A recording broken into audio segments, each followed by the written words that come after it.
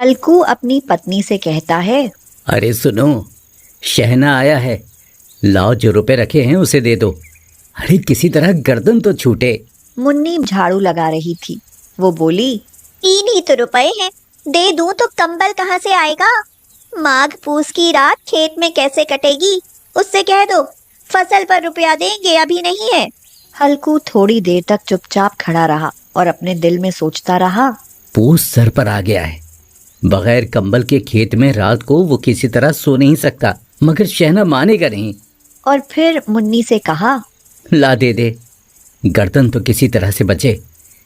कंबल के लिए कोई दूसरी तरकीब सोचूंगा। मुन्नी उसके पास से दूर हट गई और आंखें टेढ़ी करती हुई बोली, कर चुके दूसरी तरकीब, जरा सुनूं कौन तरकीब करोगे? हाँ, न जाने कितना रुपया बाकी है जो किसी तरह आधा ही नहीं होता। मैं कहती हूँ तुम खेती क्यों नहीं छोड़ देते? मर मर कर काम करो, पैदावार हो तो उससे कर्जा अदा करो, ऐसी खेती से बाज आए। मैं रुपए ना दूंगी, ना दूंगी। हाँ। हल्कू रंजीदा होकर बोला, तो क्या गालियां खाऊं? गाली क्यों देगा? क्या उसका राज है? मगर यह कहने के साथ ही उसकी तनी हुई भवें ढीली पड़ गईं। फिर उसने ताक पर से रुपए उठाए और लाकर हल्कू के हाथ पर रख दिए। फिर बोली, तुम अब की खेती छोड़ दो। हाँ, मजदूरी में सुख से एक रोटी तो खाने को मिलेगी, किसी की धौंस तो ना रहेगी। अच्छी खेती है, मजदूरी करके लाओ, वो भी उसमें झोंक दो। हल्कू ने रुपए लिए और इस तरह बाहर चला। उसने एक एक पैसा काट कर 3 रुपए कंबल के लिए जमा किए थे। वो आज निकले जा रहे हैं। एक एक कदम के साथ उसका दिमाग अपनी नादानी के बोझ से दबा जा रहा था।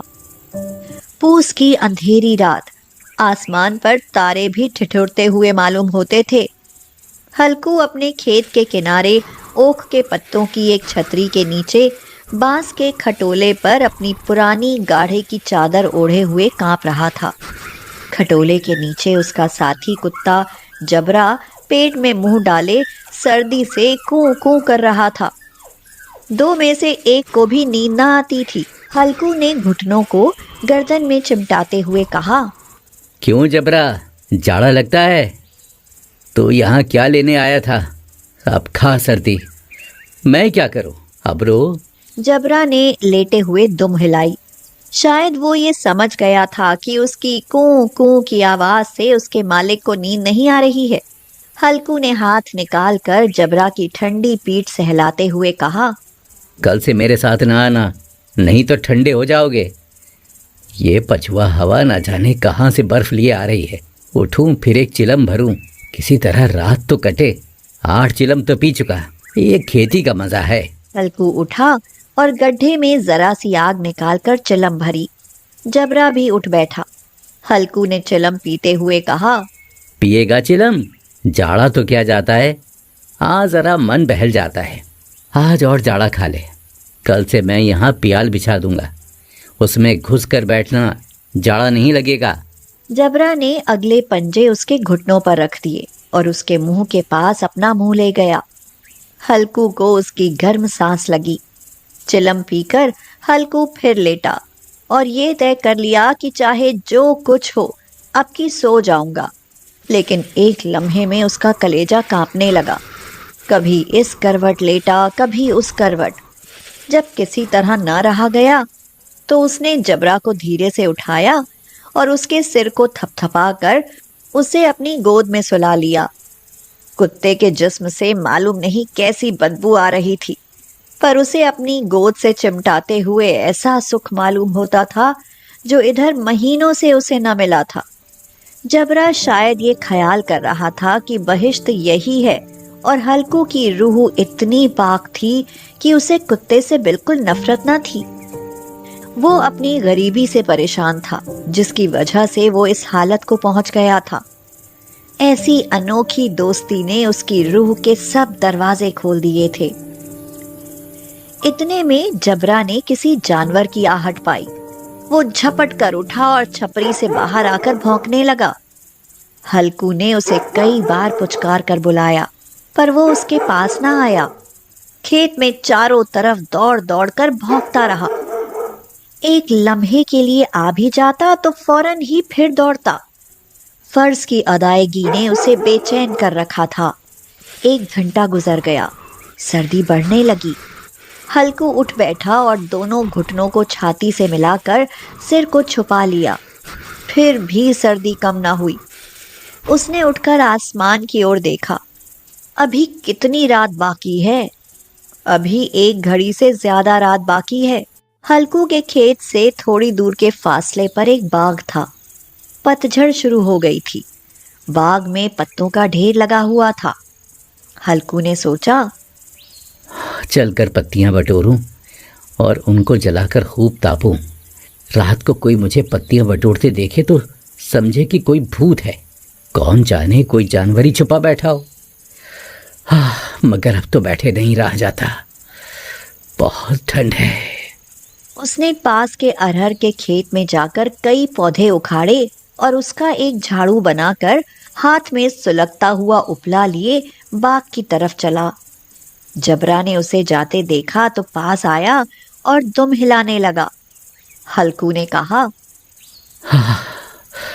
अब तो रहा नहीं जाता जबरू। चलो बाग में पत्तियां बटोर कर तापें। इकट्ठे हो जाएंगे तो फिर आकर सोएंगे। अभी तो रात बहुत है। हल्कू ने आग जमीन पर रख दी और पत्तियां बटोरने लगा। थोड़ी देर में पत्तों का एक ढेर लग गया। हाथ ठिठुरते जाते थे, नंगे पांव गले जाते थे और वो पत्तियों का पहाड़ खड़ा कर रहा था। उसी अलाव में वो सर्दी को जलाकर खाक कर देगा। थोड़ी देर में अलाव जल उठा। उसकी लौ ऊपर वाले दरख्त की पत्तियों को छू छू कर भागने लगी। हल्कू अलाव के सामने बैठा हुआ आग ताप रहा था। 1 मिनट में उसने अपनी चादर बगल में दबा ली और दोनों पांव फैला दिए। उसने जबरा से कहा, क्यों जबरा, अब तो ठंड नहीं लग रही है ना? जबरा ने कूं कूं करके गोया कहा, अरे अब क्या ठंड लगती ही रहेगी। पहले ये तरकीब नहीं सूझी, नहीं तो इतनी ठंड क्यों खाते। जबरा ने दुम हिलाई। हल्कू बोला, अच्छा आओ इस अलाव को कूद कर पार करें, देखें कौन निकल जाए है। अगर जल गए बच्चा तो मैं दवा ना करूँगा। अब मुन्नी से कल ये ना जड़ देना कि रात ठंड लगी और ताप ताप कर रात काटी, वरना लड़ाई करेगी वो। ये कहता हुआ वो उछला और उस अलाव के ऊपर से साफ निकल गया। पैरों में जरा सी लिपट गई, पर वो कोई बात न थी। जबरा अलाव के गिर्द घूमकर उसके पास खड़ा हुआ। हल्कू ने कहा, चलो चलो ऊपर से कूद कर आओ। वो फिर कूदा और अलाव के उस पार आ गया। पत्तियां जल चुकी थीं। बगीचे में फिर अंधेरा छा गया था। राख के नीचे कुछ कुछ आग बाकी थी।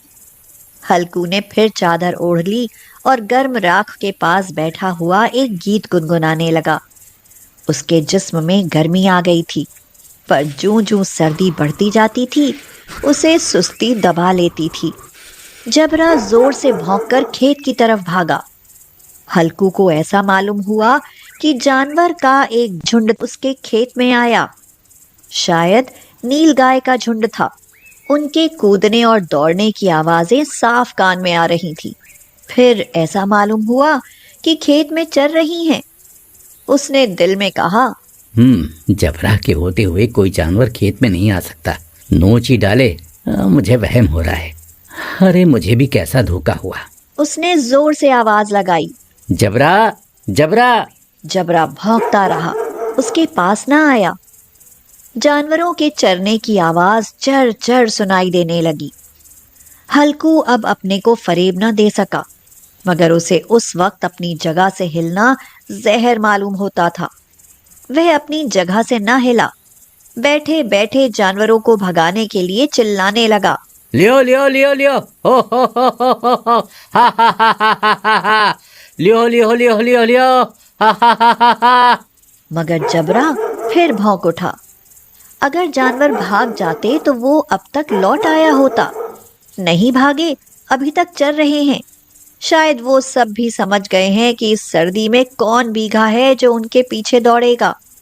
फसल तैयार है। कैसी अच्छी खेती थी। सारा गांव देख देख कर जलता था। उसे ये अभागे तबाह किए डालते हैं। अब हल्कू से ना रहा गया। वो पक्का इरादा करके उठा और 2-3 कदम चला। बिच्छू के डंक का सा झोंका लगा। वो फिर बुझते हुए अलाव के पास आ बैठा और राख को कुरेद कुरेद कर अपने ठंडे जिस्म को गरमाने लगा। जबरा अपना गला फाड़े डालता था। नील गाय खेत का सफाया किए डालती थी और हल्कू गर्म राख के पास बेहिस बैठा हुआ था। आखिर वहीं चादर ओढ़कर सो गया। सवेरे जब उसकी नींद खुली तो देखा चारों तरफ धूप फैल गई है और मुन्नी खड़ी कह रही है, क्या आज सोते ही रहोगे तुम? यहाँ मीठी नींद सो रहे हो और उधर सारा खेत चौपट हो गया। सारे खेत का सत्यानाश हो गया। भला कोई ऐसे भी सोता है? तुम्हारे यहाँ मंडिया डालने से क्या हुआ? हल्कू ने बात बताई। अरे मैं मरते मरते बचा, तुझे अपनी खेत की पड़ी है। पेट में ऐसा दर्द उठा कि मैं ही जानता हूँ। दोनों फिर खेत के डांडे पर आए। देखा खेत में एक पौधे का नाम नहीं और जबरा मंडिया के नीचे चित्त पड़ा है। बदन में जान नहीं है। दोनों खेत की तरफ देख रहे थे। मुन्नी दुखी मन से कहती है, अभी खेती करना छोड़ दो और मजदूरी करना शुरू कर दो। कम से कम एक वक्त की रोटी तो सुकून से खाएंगे। हल्कू प्रसन्न होकर बोला, हाँ, मजदूरी ही ठीक है। कम से कम रात में ठंड में खेत पर आकर नहीं सोना पड़ेगा।